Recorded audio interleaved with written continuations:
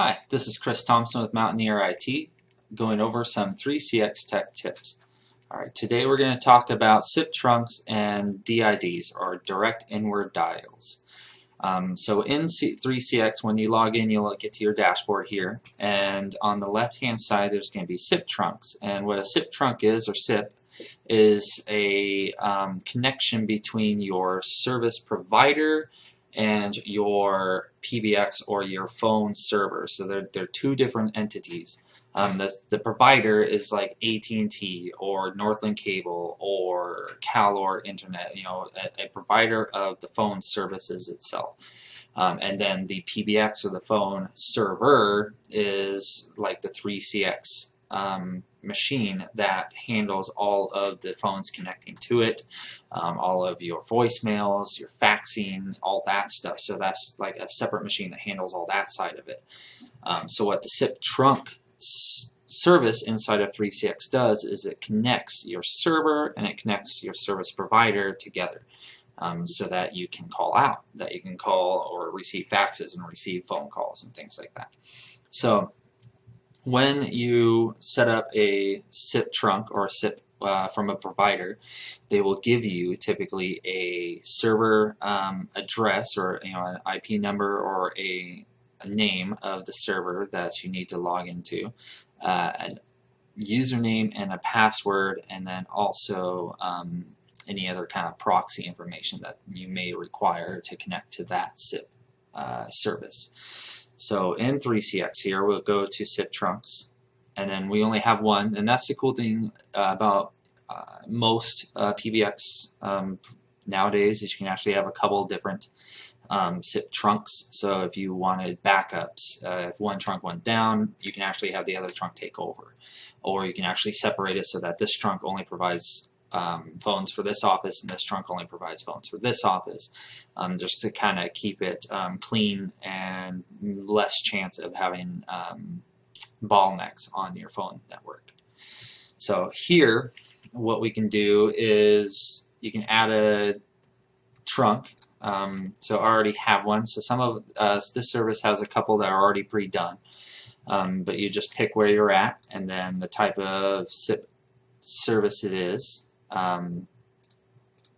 So we are in the United States, US. Okay, so then these are all the different types of SIP services that we can get.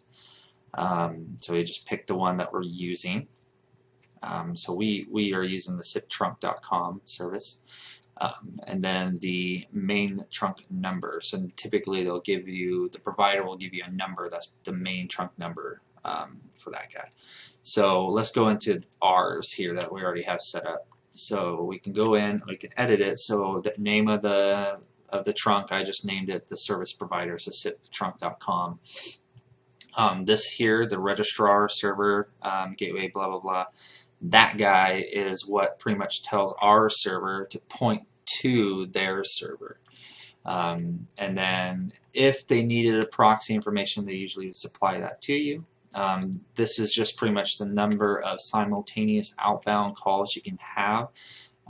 So with my SIP service, I've only purchased 2 simultaneous calls at a time, so I just limited my PBX to only 2. It's nice to just make sure they match, because then you don't end up with some weird things going on. Then the type of authentication, again, your provider will provide you with this information, so we're doing it account based. So we have an authentication ID, SIP user ID practically, and then a password. And then there's some extra settings in here, and your provider will give you all that information. Then down here, there's a couple options for the Siptrunk where you can have the main number. So right here is the main number, and then where do you want this SIP trunk to route to inside of your PBX. So once it's left the provider, then it hits your server, and then your server needs to tell that traffic to go somewhere. So here I'm just telling it to go to a reception group that I've already made, and we'll cover receptions in a different video. And then I also set up after hours, so I check this little box to set up after hours, and I set the hours of my business. And then I have it so it's telling that calls outside of office hours go to, and then they go to a different extension. Is the idea how that works. So right now it's actually set up to a Mountaineer IT main, so it goes directly to a main voicemail after hours. Now DIDs are direct inward dials. They are numbers that you can have call different things inside of your PBX server or 3CX server. So you, like, let's say here this 530-572-1955 is actually my main business number. So I want to make sure that's in there because I need to tell it my server knows that my service provider is letting me have these numbers that I can use. So there's, depending on what numbers that your service provider gives you or that you request, you can add all those in here. Now the format's a little different depending on the provider. With Siptrunk.com, you have to put a little plus sign and then the 1-530-572-1955, an 11-digit code or number. So you just identify all the numbers that your service provider gives you.